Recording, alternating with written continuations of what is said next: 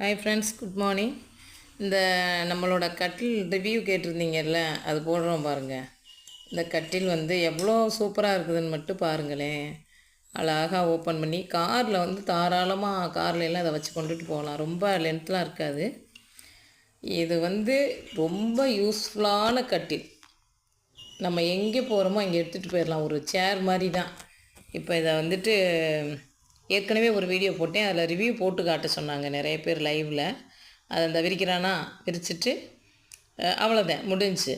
இதில் வேற ஒரு ஒரு இது இருக்கும். என்னென்னு பார்த்தீங்கன்னா, அந்த சைடில் அதை காட்டாமல் விட்டாச்சு. கட்டிலில் அந்த சைடில் ஒரு பேக் இருக்கும். இப்போ நம்மளே படுத்துருக்குறோன்னா அதில் எல்லாமே போட்டு வச்சுக்கலாம்.